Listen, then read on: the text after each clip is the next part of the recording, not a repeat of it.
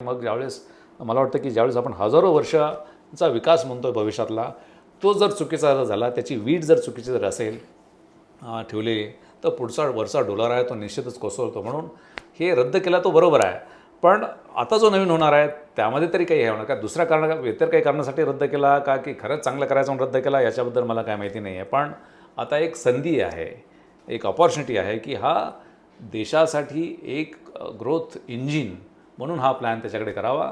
आणि ज्यावेळेस आता जगामधल्या नोकऱ्या कमी होत चालल्या चौथ्या औद्योगिक क्रांतीमध्ये, आता खरं म्हणजे की WEFचा एक रिपोर्ट आहे 2018चा, ते सांगतं की पुढच्या 15-20 वर्षामध्ये जगातल्या आजच्या नोकऱ्या त्यापैकी 65% नोकऱ्या ह्या व्यपगत होणार आहेत परमनंटली. काही येतील पण त्या कॉम्पेन्सेट करणार नाहीत. अशा वेळेस मग आपण हे जर नोकऱ्या किंवा उद्योगासाठी किंवा अर्थार्जनासाठी काही संधी उपलब्ध केल्या नाही, मग त्या प्लॅनचा उपयोग काय? ते प्लॅन म्हणजे नुसतंच तुम्ही तिथे नोकरीला आले आयुक्त म्हणून किंवा मग बाकीचं झालं आणि तिथे ते केलं आहे, उभ्या आडव्या रेषा मारल्या, मी त्याला प्लॅन म्हणत नाही आहे. ते काहीतरी टाईमपास करण्याचं होतं. मला असं वाटतं की जनतेने लक्ष दिलं पाहिजे.